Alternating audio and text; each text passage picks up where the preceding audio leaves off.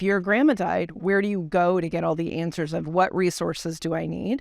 And we started really looking at who are the partners in that space. We refer to it as the loss community, because it's a community who have experienced loss, right? If we can help introduce them to those service providers and those caring service providers to help remove the pain points, then we've served at a higher level, whether there's real estate involved or not. When there is real estate involved, we provide a program called Moving Makeovers. So we will invest up to $10,000 on property for the benefit of the estate to improve the marketability and collect out of closing proceeds with no upcharge of the invoices. So if carpet is $3,000, it's $3,000 at closing. It's the right thing to do to raise the marketability of some properties. Not all of them. Some of them need significantly more than $10,000. So if I want like my kitchen done, my bathroom done, and in addition put on the back? Yep. Nope. Doesn't qualify. Nothing structural. Okay. So it's carpet, paint, deferred maintenance. Okay. Plumbing, electrical, sewer check, that kind of thing. It's really about, grandma lived in the house 50 years and never got to touch anything, right? Wasn't handy, whatever. We can come in with some of our trades and our expertise to help improve and increase the marketability. So it's not about spending 10 to get 10 or 12. It's about spending 10 to get 40, 60, 80,000 or more on that value trade for the return of the investment of time and money, and then benefit the estate at the end of the day. Yeah, and I would guess that sometimes, and I know we've experienced it, sometimes people, they want to do the work, but they may not even have the resource to do it. Sure. And so then that's where something like the Moving Makeover. And they don't have to have experienced a loss in order to have that, right? We will support traditional sales process with that same support. Not everybody has equitable kind of ability to increase and spend in the meantime. They're already thinking about the move and the expense of that and where they're going, that we can take that off of their plate, including the project management of that. So we don't just give a list of, hey, here are trades. Good luck with picking a painter, right? Here's a list. 12. We'll go through and vet them out. It's equally as important to know who not to work with than who to hire. And we do that really well. I'm referred to as a mama bear in so many ways. And that's one of the ways, is because we protect our kids. That's right. Look out for the herd. Yep. So then going back to, say, those situations and, on our topic, let's talk real. Give me a, kind of a crazy scenario that you had in one of those real estate transactions. Well, in dealing in estate and probate, there is always something. In traditional real estate, no two deals are the exact same, right? It's not a cookie cutter process, but even more so with estate and probate, because we will handle hoarding situations and we call it removing memories from the house rather than junk hauling, because it is somebody's memories in the house.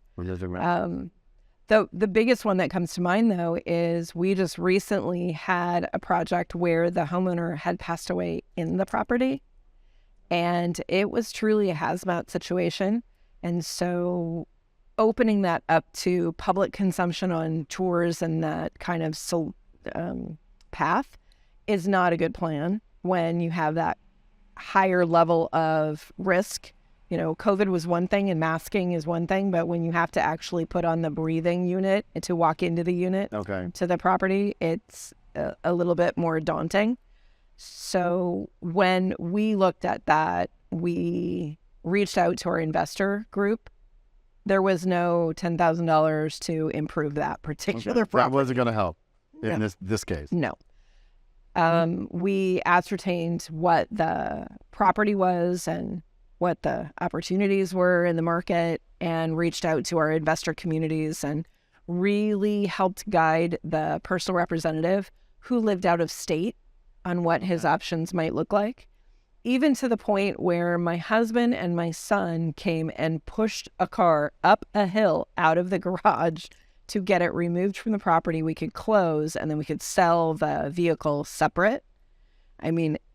It's you never know what you're going to come across in real estate, and we have yet to find a challenge that we can't undertake and solve. Right.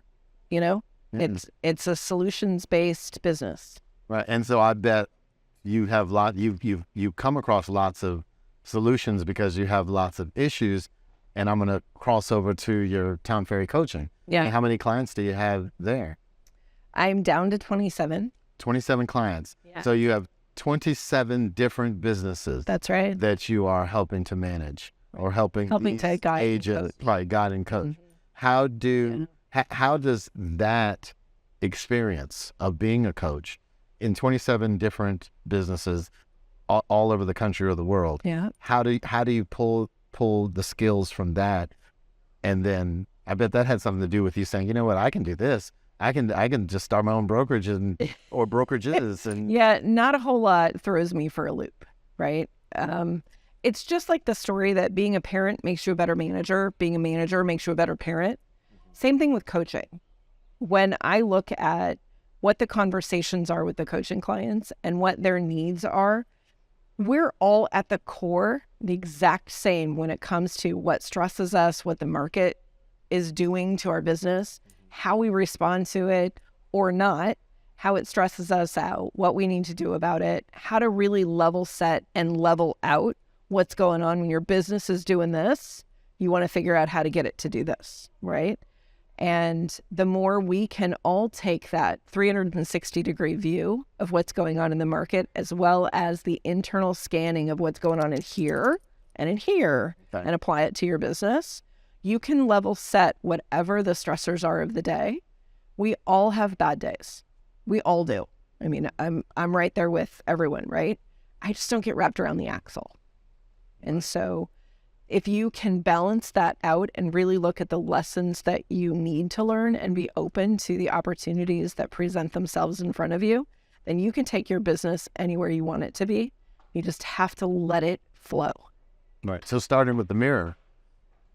Start the mirror for sure. And then that will talk to your best friend every day. Right. You look at him in the mirror. And that will help you overcome, because a lot of agents, at least my experience, I don't know if you experience it, they come in, they get their license, they're excited, and then, they give us their computed check to deposit all their millions, and they can watch HGTV, and then the millions just flow into their bank account. Oh, because HGTV does such a great job of setting us up for success, right? Right, yeah. So they're going straight from, here to $1 million listings. Right. And we know that is possible, but it's not happening today.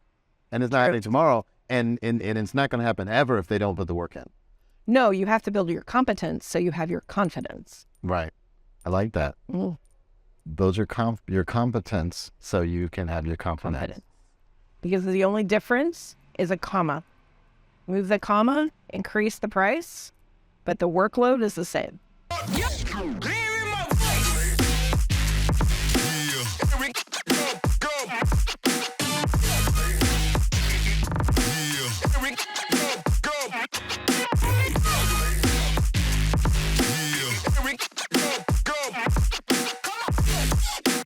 Play games like